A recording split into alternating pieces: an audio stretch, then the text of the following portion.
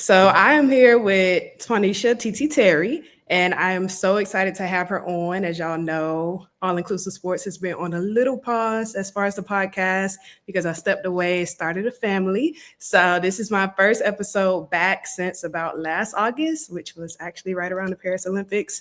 So really excited to have her on. And TeeTee, I'm just genuinely interested in you. I wanted my first episode back to be with someone who one I knew some about, but not all, but like just had an interest in. Like when I started following you after the Paris Olympics, I saw you doing Legos and plants and crochet. And I'm like, oh, she not just track, like she got other things going on. Then I saw you had a book and a nonprofit. And I'm like, oh, I really want to talk to her. So like I was messaging you everywhere. Like I was in your Facebook comments, your Instagram comments. Like I'm like, I'm going to get her. So like I'm so grateful that you took the time to be here today. And yeah, let's just dive in.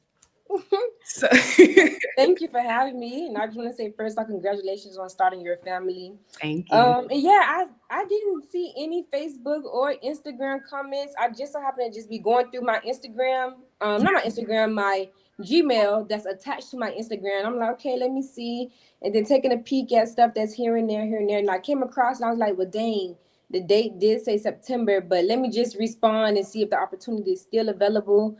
Or so, because I know you sent it like around the time before I left for Tokyo. And then once I came back from Tokyo, I literally been traveling nonstop. I've been traveling since October 2nd, like every week since Wow. October 2nd. And I literally get on a flight tomorrow morning. Oh my goodness. Well, thank you for So squeezing this in your busy schedule. Like that means everything to me. And girl, opportunity forever on the table. If you would have wrote me back next year, I would have been like, yes, absolutely. Let's do it. So yeah, so like I said, my first introduction to you was the Paris Olympics. And of course, you walked away with the gold medal. So like I want to start there. How has your life changed since Paris? And then I want to hear about the road to Paris. I would say my life since Paris, I guess it changed, but not really that drastic for me. You know, a lot of my family members and friends like say, "Oh, you're famous, you this, you that." You know, I caught the eye of other celebrities that I look up to, like Queen Latifah being one of them, and finally getting to meet her in person this year. But I would definitely say more opportunities have been flowing in. But I'm also an athlete that do so many things off the track that I'm able to showcase my personality and be a part of different communities. Like you mentioned, Legos, crocheting, plants. So you have people that support me as a track and field athlete, but there's also people that's able to relate to me because they love plants as well, or because they love Legos.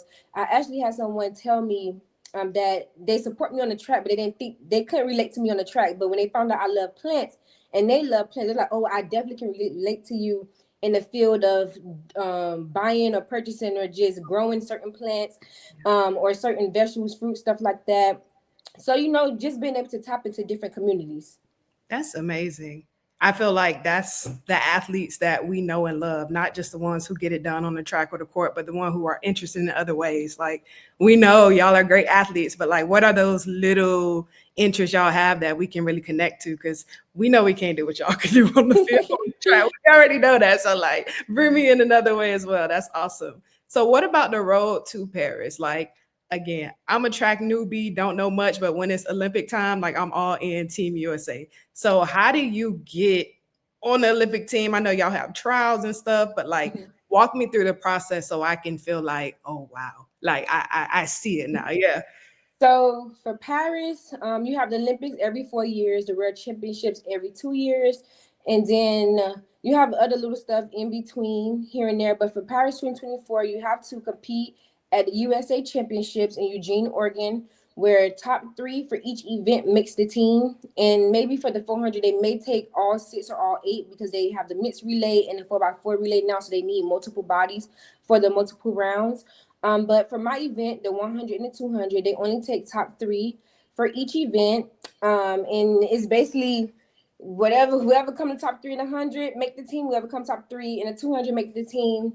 And it kind of just go from there. You go through team processing where you go through these different stations, rotations, whether it's talking about the uniform sizing.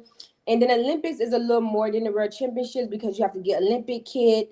You get the uniform kit, you get the Ralph Lauren kit, and you get extra kit. It's just so much that you're blessed with for making the team. And then you have other stations of other opportunities. Like this year we had Sonya Richards Ross pajama brand.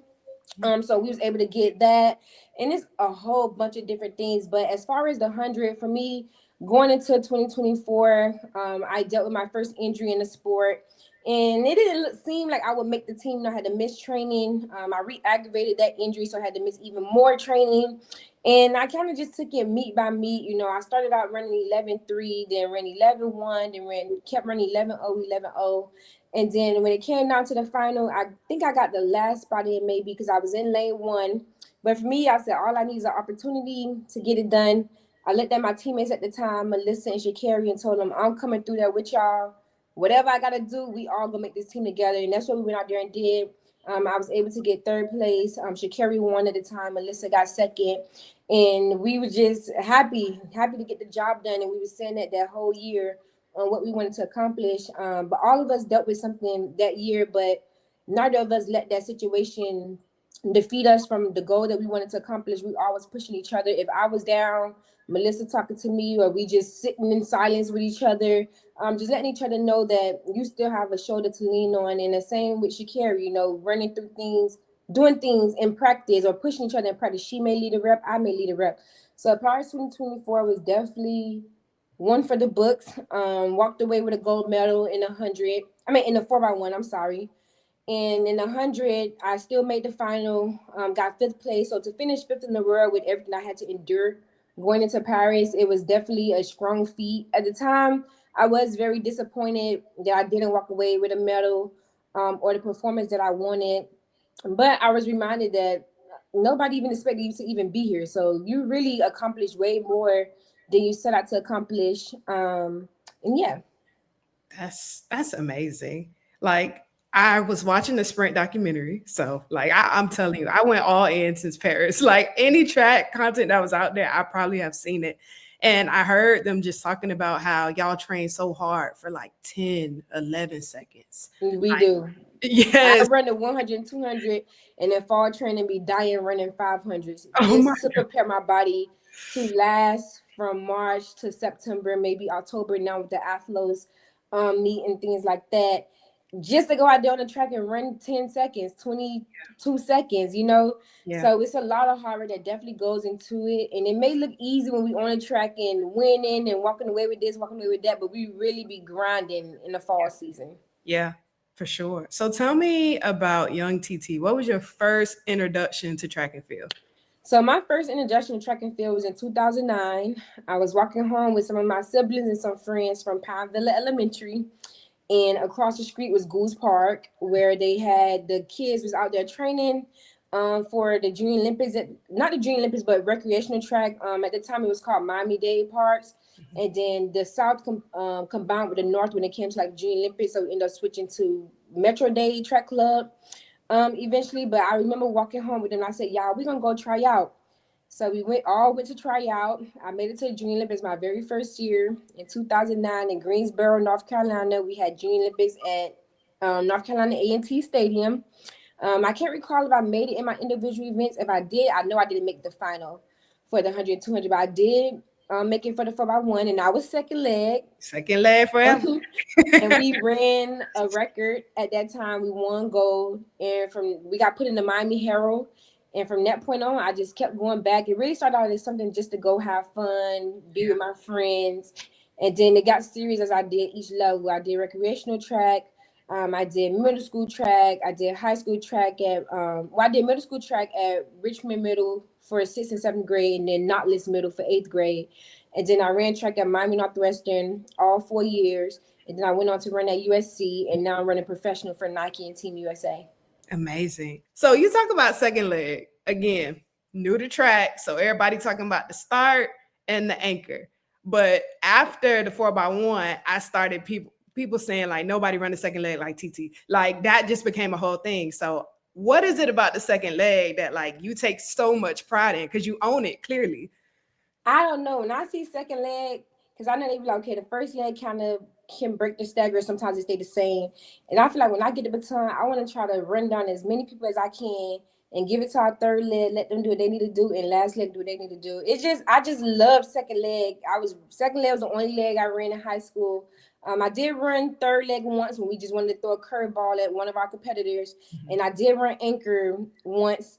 That was a funny situation in high school. But I've always ran second legs, and I got to college, and Coach Carroll threw me on anchor, and I'm like, why am I running anchor? I'm a freshman. Why do I need to be on anchor? And she's like, well, I need somebody that got that dog in them on anchor. And I know if it come down to it, you're gonna be the one to get the job done and do what you need to do. So it's just something about when I get a baton in my hand on second leg that just activate another TeeTee. Yeah. No, I love that. So you do 4x1, you do the 100 to 200. Are there any other events that you were interested in growing up or are interested in now that you may want to dip in? So I did do long jump in high school. I Nice. did it a couple times, but I didn't know how to carry my speed down the runway. So what I would do is stutter step. So stutter step is like instead of hitting your board like pow with confidence, Mhm. I would chop up a little bit and then I'll try to hit the board and jump off of it. So my coach ended up telling me, girl, we're not about to get you hurt. We're just gonna leave that event alone. You did what you needed to do in it. I earned second place at one meet before. And I just left it alone after that. I let the coaches do what they needed to do. In college is when I was introduced to indoor season. So indoor season, you only have the 60 meter and the indoor 200.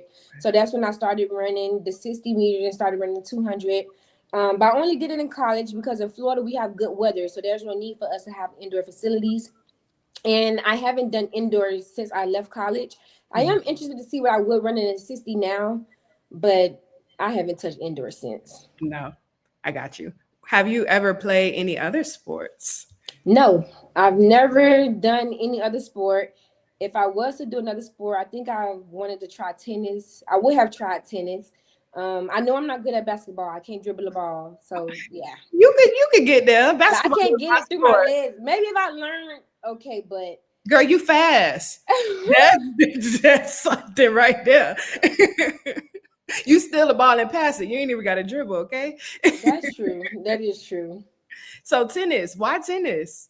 I don't know. I just feel like tennis looks so fun and like there's so much more to it than just hitting the ball. There's strategy, and stuff that goes into it. You know, I love watching tennis. I was able to go to the US Open the same year as Paris 2024. So being able to watch that live in person, it was very exciting. You know, I was told that tennis was boring because you can't cheer, Mhm. you can't clap, you can't do this and that. You can only do it at certain times. Yeah. So I thought I was gonna be able to enjoy when I went for the US Open, but I definitely enjoyed the experience and I would definitely love to go back Yeah. and watch in person. And I think just kind of looking at Serena Williams and the kind of the image that she set for young black girls in tennis, out of tennis, and just seeing her dominance on the court and her going away, having a baby and coming back and still being able to be dominant.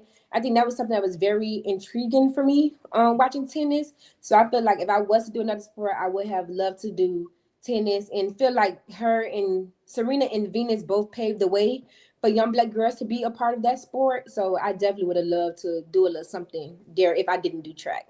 Yeah, for sure. I feel like you would be great at whatever you do. Like you just seem that way. So that would be cool to see. So let's talk about you running in college. You went all the way across the country, USC. What was that like coming from Miami and going over there? It was amazing. You know, I used to say I was gonna go to UF, but if Why you you was ain't come to my school? Come on now. if you was to ask me why I wanted to go to UF, I wouldn't have been able to give you an answer. Okay. It was just really because we went to Florida Relays every year. Mhm. Northwestern set the tone at Florida Relays as a high school. My freshman all the way to my senior year. And it was one year, I think it may have been my junior year or my sophomore year when Florida 4x4 ran down the Nike professional team 4x4 and the atmosphere went crazy. I mean, like we had a ball cheering for him because it was a 200-meter gap and you didn't think he was going to run him down. And it was amazing to see that happen in person. And when Florida did they little chump in the stands and singing their little chant and stuff, you know, but I never had a reason other than that on why I would go to UF. I never really researched the school academic wise or anything. Whereas I kept hearing about Coach Carroll this, Coach Carroll that, Coach Carroll. I'm like, who is this Coach Carroll? Like, I want to meet this Coach Carroll. And she coached my high school coach, TeeTee, and when she was at UCF. So that's how I was always hearing about her. So I was like, I want to meet this lady. So at UF, she so happened USC was at UF that year, and Coach Tiki introduced me to Coach Carol, and I remember that interaction verbatim. I remember she introduced like this Coach Carol, this and that. You could tell she was in her zone. Her girls getting ready to run. You know how the coaches be. Don't want nothing to distract them if it don't have to. So introduced me to her. She didn't really acknowledge me as much, but she had a little bit. So then she goes, she was about to walk off, and she stopped in her tracks and turned around. And was like, "Well, what's your time?" I was like, "What event you do?" And I told her my events. I told her my times. At that time, I think it was 11:4 and 23:2. I don't know if I ran 23:2 at that time. I know for sure it was 11:4. And she stuck her hand out and said, "Oh, I'm Coach Carol. Nice to meet you." Okay. So I'm like, "Oh, them times got her attention." So then from there, I started saying, "Well, I want to go to USC," but I actually looked into USC. And what different schools they had. And at the time I was saying I was gonna get a degree in criminal justice because I went to a law enforcement high school, even though I ran track at my Northwestern. So I was saying I want to get a criminal justice degree. I had hopes of maybe doing like SWAT or FBI. Like I wanted to do something that was different, that wasn't really female dominant, to like show females that it can be done. Yeah. So I always went either FBI, SWAT, or K9 route. And I end up saying, well, I'm not going to get a degree in criminal justice anymore because that's going to limit me. And USC also didn't have a criminal justice degree.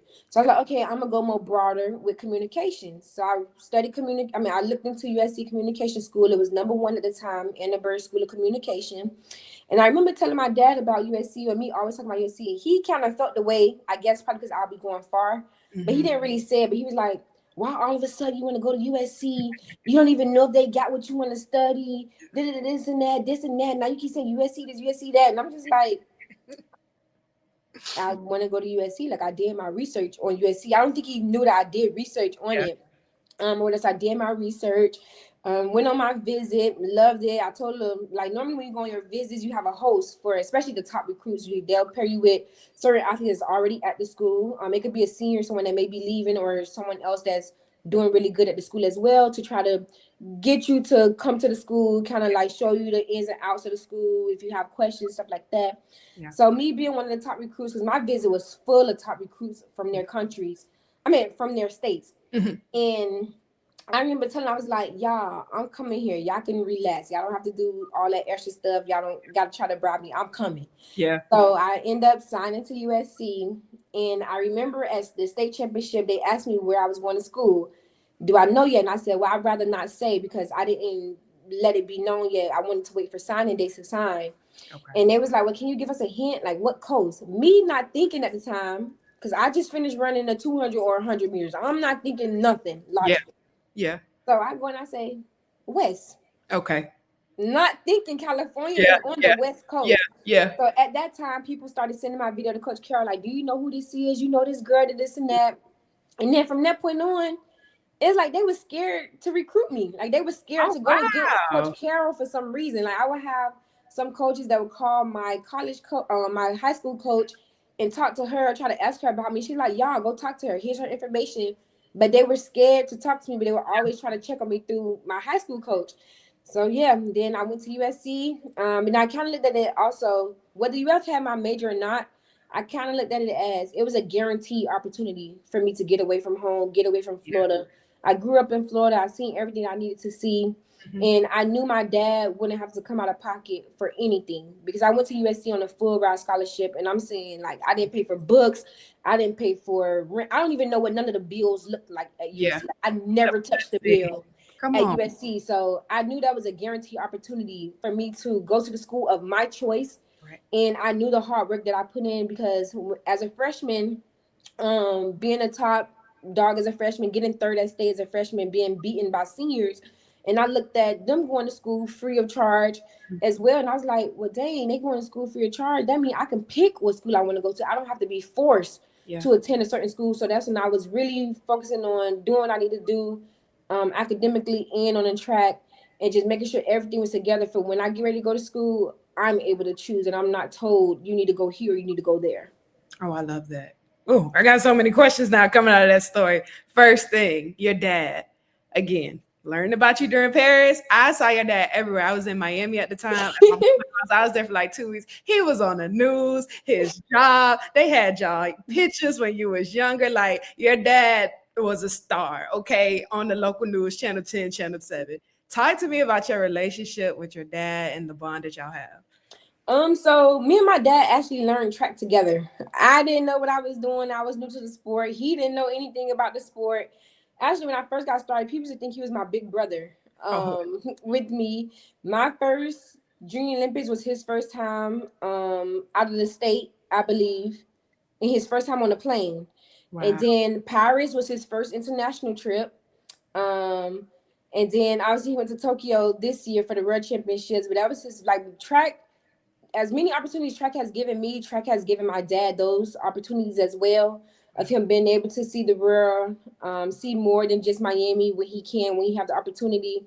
And then just his having the support from his job as well. His job telling him, you need to go. We don't worry about it. You go with your daughter. We'll handle whatever we need to handle when you get back, and just seeing all the love that they showed him.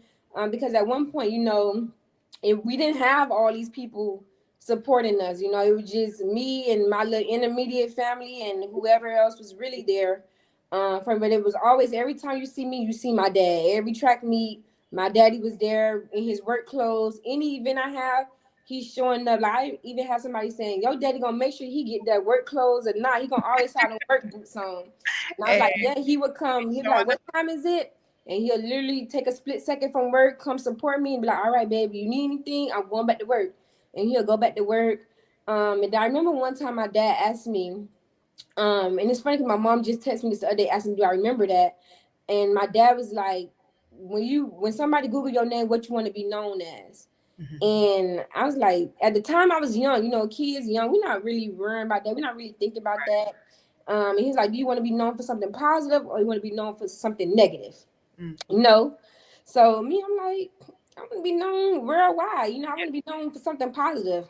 Yeah. And now looking back now, TeeTee is known everywhere, not just in Miami, not just in the United States, so he definitely set the standard. Yeah. Well, you worldwide. Worldwide, okay? You mentioned USC full ride, not having to pay anything. When was the first time you knew, like, oh, I can go to college for track? Like, I can be a pro track athlete. My freshman year of high school is when I realized I can go to school of my choice, because my high school coach, Coach Carmen Jackson, she makes sure everybody is able to go to school. If your head on right and you want to pursue that path, she makes sure she get you into school, whether it's a Power 5, whether it's a D1, a D2, a D3, whatever. She's going to make sure she give you that opportunity. And I knew the coaches that I was surrounded by, being in high school, having the privilege of being able to have 6 coaches at the time, a jump coach, a hurdle coach, a sprint coach, a head coach, being able to have those opportunities and be blessed with that. So I knew when Coach Carmen was sending girls to college my freshman year, going to the University of Nebraska on full ride scholarships, going to this college, going to that college.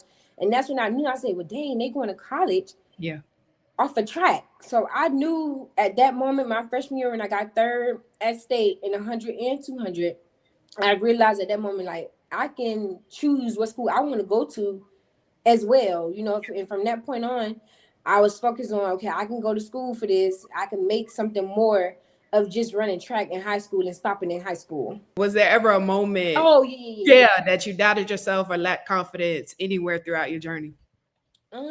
Yes, I would say 2023 season. 2022 was my rookie year. I made the World Championship team, made it as far as the semifinals in the women's 100 my first year. And coming into 2023, I was PR in the 200, but for some reason, I could not break 11 seconds in the 100, like legal. If I did run faster than 11 seconds, it was windy, so it didn't count. And I failed to make the team in 100 that year. And I got maybe 5th, I think, in the 200 that year. So I didn't make the team individually at all in 2023. Coming off of making it in 2022, being a part of the 4x1, holding off Sharika Jackson in the 4x1 in 2022 to not even making it individual in 2023. So I kind of carried that with me through the rest of the season subconsciously, not really realizing that I was carrying it until I spoke to a sports psychologist. And he was like, you've been diminishing your confidence because you keep saying you're going to the World Championships, but only for a 4x1. But so I knew I was going for the 4x1, but it kind of was just like I was going as a discretionary pick. So I was just one of the picks that the coaches was able to make to allow me to come. So I just felt like I didn't do anything really, and that the 4x1 was just a 4x1. There's really not much to it. So I'm just like, yeah, I'm going, but it's just for 4x1. I'm just doing this, I'm just doing that. And really just diminishing my confidence every conversation I have about it, not realizing it.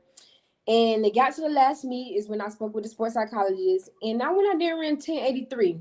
I was, and my PR at the time was 1082. So it's like 1083 was in me that whole season. I just wasn't bringing it out because I was approaching 100 different from the 200. 200, nobody's expecting me to do anything. I just go out there and have fun. And I PR'd at least 4 times that year in 200, which most people don't PR that many times in one season. So I knew it was a mental block when it came to the 100, but I didn't necessarily know what it was or what I was carrying until I actually spoke with somebody that paid attention to the way I was speaking to them and saying things. And I was told to take yeah, but out of your vocabulary. So I did that. And then 2024 happened. 2024 was good. You know, I had the injury, but I had a different perspective going into the race. I had a different mindset. And then going into this year, it wasn't really much doubt, but it was frustration that I was letting take over a bit. And I guess you can go and say a little bit of doubt of not fully trusting my training or trusting that I was prepared for the moments to run certain times. And it's like I ran 1089, 1085 windy and 1080, and I followed up with a 1089 right after. So it's like it was in me. Yeah. I just wasn't bringing it out when I needed to. Yeah. And I would also say that doubt may have been part of because of I knew the injury that I was dealing with, or whatever, and the certain stuff that I was feeling like in practice. But as hard as I practiced in the way that I pushed through what I was feeling, there's no way I shouldn't have still performed the way I needed to perform. Or so it really was just a matter of that. But if anybody else come and talk to me or they going through something, I will make you feel like you can move mountains. Yeah. But when it came to me, I wasn't pouring that same effort back into myself. So I started understanding that, taking more time for myself, learning how to say no to people, because I'm someone that loves to help any and everybody. Yeah. And it got to a point when my coach told me one time, he was like, when we come to track meets and stuff, I don't want to see you helping nobody. I want to see you just doing for you, being TeeTee. I don't need you trying to make sure this person good. If this person forgot something, that's on them. That's not your job to try to fix or try to help them. Like, I know you love helping. I know it may sound mean, or you may have to be a little selfish. You may not know how to be mean. You may not know how to be selfish, but I need you to take more time for yourself.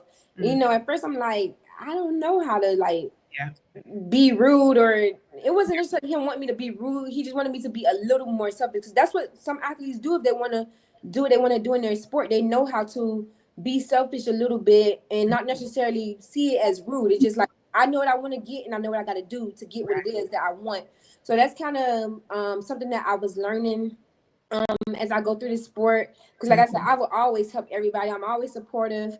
I'm always rooting for others. And that's what some people don't be understanding as well. Like, how can I be happy for others or rooting for others when I'm not performing good? I'm not doing this, I'm not doing that. And they're like, how are you happy for her? She's beating you. And I'm like, why would I sit here and be mad? Why would I sit here and be negative? You know, me being negative, not gonna do anything but block the blessings that's coming later down the line. You know, and I'm a firm believer of my time will come. Like, when it's time for me, it's gonna be time for me. Maybe I'm not ready yet, or maybe I need to build certain things before I can get what it is that I want. Because I believe that once I get what I'm supposed to get in this sport, that it's gonna be overflowing. So I need to be ready when that moment comes. You know, so it was just other things I had to learn on how to be able to tell people no, and not always trying to be there for other people or do this and do that. And being able to set boundaries with people and stuff like that. So that definitely is something that I've been working on, something that I've been learning. And I've been grateful for the opportunities that have been thrown my way, and even some of the sacrifices, like I said, at the end of the day, it's a business, and it's been plenty of times where things could have gone a certain way, but just by me being TeeTee, being who I am, things didn't go that way. And me thinking the whole time, well, dang, this might happen and that might happen. I don't know how this is gonna go. And the whole time, the people like, oh, we're not worried about that. She's fine. We're not doing that. We're not doing. And I'm like, oh, Yeah. okay. And then like, if such and such would have happened, then it would have happened already. But it didn't happen. I said, oh, okay. Yeah. Well, I just wanted to know so I could know if I need to prepare for this or prepare for that, Yeah. going forward. And that's just by me just being me and always helping others, always doing for others, just getting blessed in other ways and not even realizing at the time, like where I may think like my world is crumbling or something like that. But the whole time I'm being blessed later down the line with other opportunities because of my sport. So yeah. Absolutely.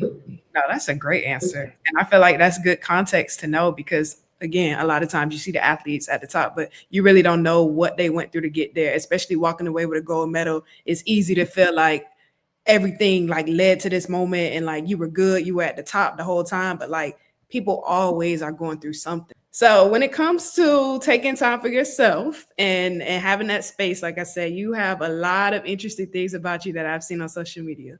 Let's get into these hobbies. I see you crocheting. I see you doing Legos. I see you doing plants. I saw you made a post. You were like, hold on a crochet. Like, I need to get back to my Legos. Yes, and I have not built a Lego set since, but come January 1st, I'm building Legos. I'm not crocheting anything unless I'm crocheting in between Lego sets because I have the grand piano set to build.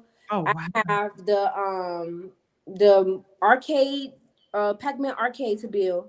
I Wow. think I got the grand piano. This ain't no basic Legos. Pac-Man set to build. I have so many other sets to build. A tranquil garden to build. It's so many sets to build, and I have all of those I don't already built. But I have not built a set since, and I'm so ready to get back to Lego. So when I finish up these last crochet orders, which are blankets, it's really this one blanket that's taking up too much of my time because I did something wrong, and I'm kind of freestyling it. So I don't really know how to kind of fix it. Yeah.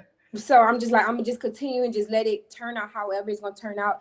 And a person has specific dimensions that they wanted, 60 by 40, and I'm only at 40 by like 21. Oh, so you got a ways to go.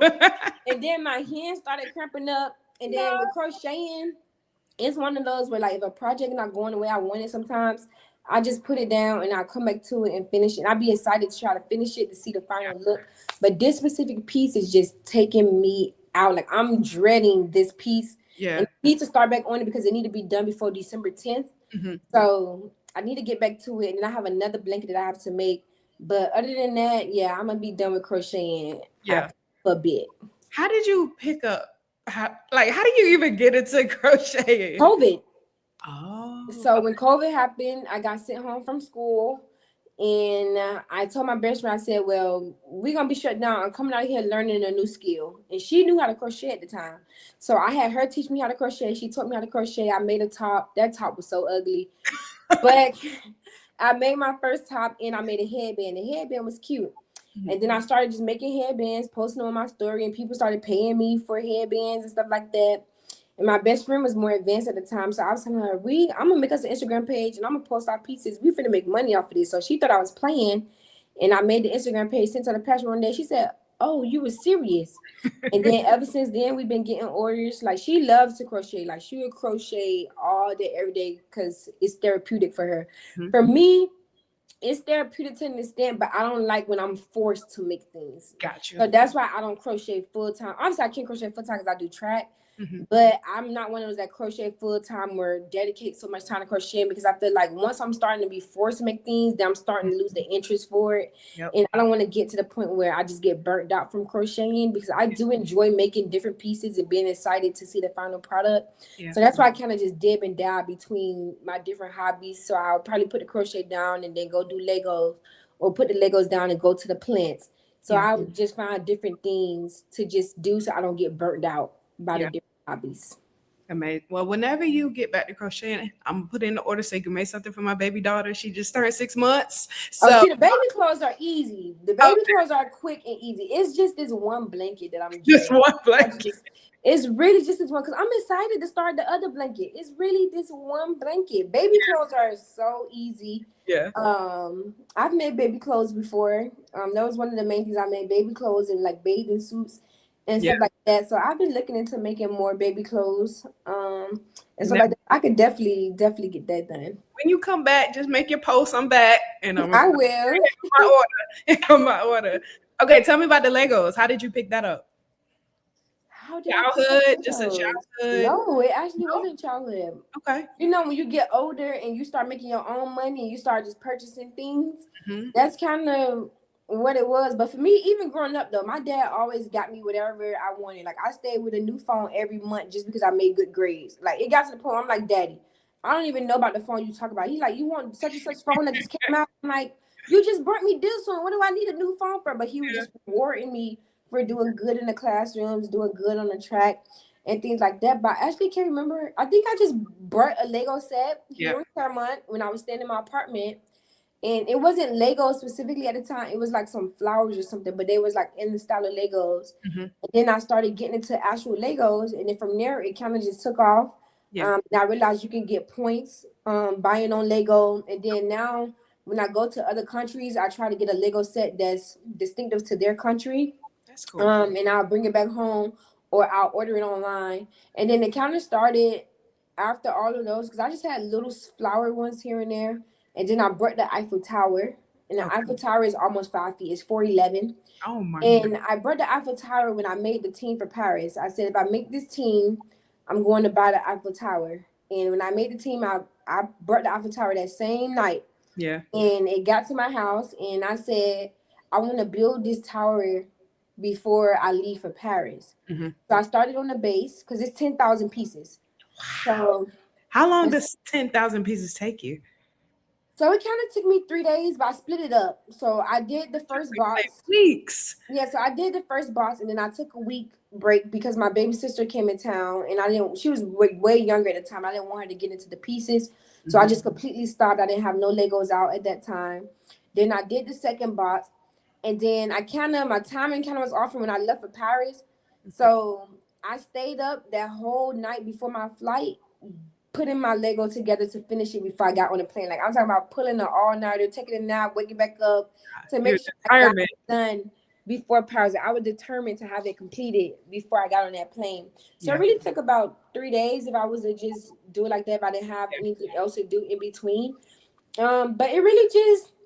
The Legos really just depends because I like to try to challenge myself and see how fast I can get things done. Yeah. When it comes to Legos, so it all really be dependent. Yeah. And the other one I wanted to hit on were the plants. I feel like all of these hobbies seem so peaceful and just like therapeutic. Is it the same for plants? Yes, I love plants. Like I spent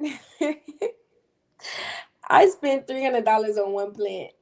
Oh yeah, you in there. You ain't got no quick off the side of the road stuff. But that actually was a deal.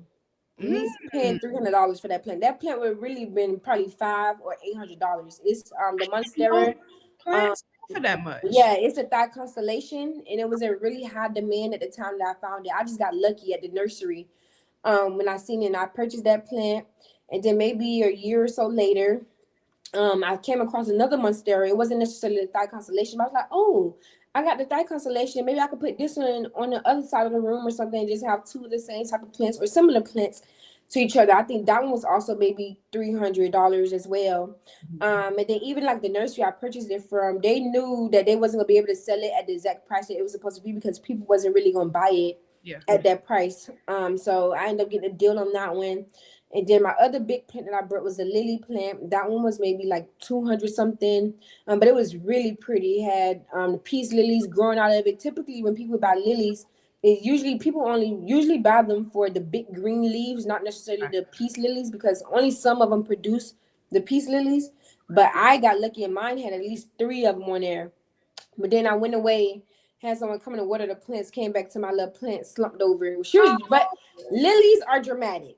Okay. He had just watered her. He did send me pictures of the plant water and everything. I came back and it was slumped over, but it was hot. It had got hot in my house downstairs.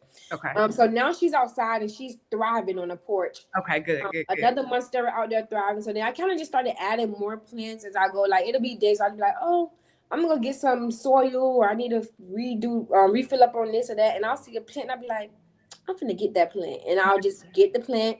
So I have a lot of plants in my front yard that's thriving right now. Money tree, amazing. These other 2 plants I have doing really good. I have 3 lilies now. So yeah, they're definitely doing their thing. Very peaceful. And for some reason when I leave for a while and I come back, all the plants are thriving and have new leaves. So when I water them tomorrow before I leave, I know when I come back, it's gonna be something growing on each plant. Yeah. Do you consider yourself a creative? Because like all of your hobbies give creative, artists, like beautiful mind. Like I guess people would say that. Like I'll tell people like I'm very creative. Like I do just about anything. I do DIY stuff in my home. Just about each room in my home have their own unique vibe to it, unique look that I put together. And I just like putting things together or designing things. I'm very good with designing, especially like on Canva and stuff like that. I actually just made a gift for someone through Canva that's gonna be really nice, or whatever, so like that. So I be editing and do like a lot of my own stuff. Like I will make graphics sometimes if I don't want to pay someone, but majority of the time, sometimes I'll just pay people like for convenience or just to support smaller artists or smaller creatives, and just go from there. But a lot of things I really can do on my own if I know how to do it or I study how to do it. Yeah, for sure. So just want to tap into a few more things. We want to talk about your nonprofit and want to talk about your book. You really have a heart for the youth. You want to see young kids thrive, like not just on the track, but in life. So talk to me about the inspiration and all the things you're doing in that space. So my book, TeeTee's Red Adventure, right here. Love that. I'm gonna get it for my baby. So that book really was, I realized that my fan base is made up of different ages, older adults, young adults, kids. And everywhere I go, my close people call me a kid magnet, a baby magnet, because some way, somehow, child gets attached to me and I don't even know them. So I was just trying to find a way to reach my younger audience, and I couldn't do that really through social media. They don't have phones, they don't really have devices. And I've also wanted to foster love back for reading amongst the young children.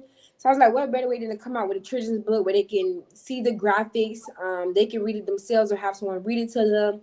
They can kind of envision themselves in the scene as well. And that would be my way of relating to the younger kids. Or so, and that's how I came out with the first book. I'm actually in the works of the second book right now, and I end up going to schools to read to the kids. A lot of the kids been purchasing the books. I think I've sold at least over 1,000 copies so far. Amazing. I've been seeing your videos of like all the orders in that's amazing. I sold over 1,000 so far. Whether that's autographed or non-autographed copies. I'll be coming out with a hard copy soon too for the schools to be able to purchase to put in their libraries. Nice. So that's kind of just how that started. And then I just love giving back. I've always given back, whether that's through me taking stuff to Miami Northwestern for the track team, for the girls to be able to have clothing or spikes or whatever it may be. Just being able to give back in any way that I can, because I know when I was growing up, I had a village that was able to help me. When my parents couldn't step in, my parents couldn't show up, I had someone that was picking me up to take me to practice, taking me to the track meets, or deciding to pay for my package this year or that year just because I'm doing good on the track, or I'm a respectful student, a respectful person, and things like that. So I just wanted to be able to give back to the youth, especially during these times where there aren't really any recreational activities now. They don't really have the opportunity to go to summer camps. Whereas me growing up, I love going to summer camp. I look forward to going to summer camp, going on field trips, being able to be with my friends. But the youth today don't have those opportunities. And they're all just stuck in the house on tablets or stuck on their phone. And they don't have no one pouring into them. And even if they aren't in a house stuck on their phone or tablets, nowhere is really safe right now. You never know what can go down at the park or at the school, and I feel like that's very unfortunate for the kids today. And then also a lot of not recreational, but like AAU travel ball or cheerleader or this and that is expensive. Some Yep. parents aren't able to afford that, and having multiple kids that they have to provide for, that they may not be able to pay for one of their kids to be able to do this sport and excel in it. But I feel like there's a lot of talent out there where the kids just don't have opportunities or anyone to pour into them to believe in themselves or to give them the resources that they need to go be the best that they can be in that sport.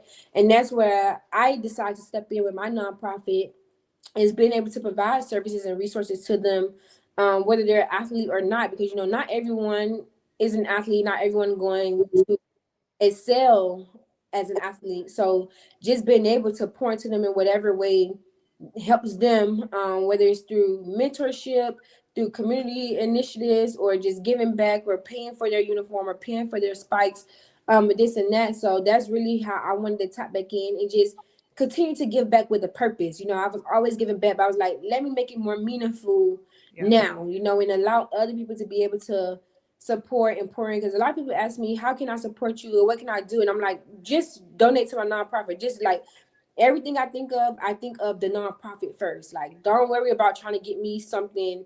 Like, one of my friends asked me, what do you want for Christmas? I said, I don't want anything. Just donate to my nonprofit. I feel like I have everything I need. I have more than what I need. Just help me be able to pour back into the youth. And I'll be coming out with a mentorship program through the nonprofit, that I'm looking forward to releasing to get mentees to sign up. My main target is Miami and local, and then eventually going worldwide. But with the with the mentorship program, since some of it would be mainly virtual due to my travel schedule, I wouldn't mind out of state athletes or students or to be involved and stuff like that. But my main focus is being able to get those athletes that's at Miami Northwestern or Booker T. Washington or Carol City, Norland, or anywhere, so they can get out of their environment. Because I know how hectic it can be down in Miami and getting caught up in the wrong environment just off of one small decision that you made. And stuff like that. So just showing the kids that even though I made it out, you can make it out too, and you can also not forget. You can make it out too, and don't forget where you came from. Still pour back into your community. Because I feel like a lot of us make it out, and then we kind of forget about those back home or pouring into those back home, and it's kind of like allowing a cycle to just repeat itself. Which we're not gonna be able to save everybody, but if you can save a few, that makes a difference. Absolutely. No, I love that answer. And I'm glad you talked about mentorship because it's the perfect setup for my last question. I always end these interviews with this one question. Who is someone who has been instrumental in your life, not just track, just your life in general, who you have not had the chance to thank? Who is that person? Ooh, I have not What had a is your chance to message? think. Yes. Who is the person and what is your message to them? I have not Have these mentors. And sometimes it's a mentor who we don't even know. It's somebody on TV who meant everything to us and they don't even know us. So like, who is that person? Dang, I have not had a chance because a lot of mine make sure I keep them in rotation. Hey, how you doing today? Love that. I don't really think I have no one that I wasn't able to thank. Okay. But I would definitely say to my T babies, to all of them actually. I'm the example for them. They look up to me, but they don't realize the moments that I'm second guessing myself or feeling like things aren't going according to plan, that I rely on them. They uplift me. I may see a random comment one day and the person just happened to say that, I'm like, oh, that just snapped me back into reality. Or they just don't know how much motivation they're giving me as much as I'm giving them. Because at the end of the day, athletes are always looked at as the strong individuals, that they don't go through things. But at the end of the day, we are humans just like everyone else, and we have those moments where negative thoughts may creep in or you feel like you can't do this or you can't do that. So just being able to see them and seeing how I'm inspiring them, how I'm motivating them to be their best selves, they're also motivating me to continue to be my best self, to serve as an example for them, to continue to show them that things can be done. You can be the first to do it, you can be the second to do it, but at the end of the day, it's always just gonna be one you. So I love to tell people, Always have fun with whatever you're doing, because the moment you start having fun with it is when everything is going to go downhill. And to just always be you. You know, that's something that those I look up to tell me when things aren't going the way it's supposed to. Just be you. Just be TeeTee. You don't need to be nobody else but TeeTee. And that small statement makes a huge difference for me, because I'm like, just go out there and be you. Don't try to do nothing different. Don't try to add nothing. You're ready for the moment. Yeah. So, yeah. This is awesome. Shout out to the T babies. Amazing. Thank you so much, TeeTee. I have no more questions. I feel like you've given me like so much.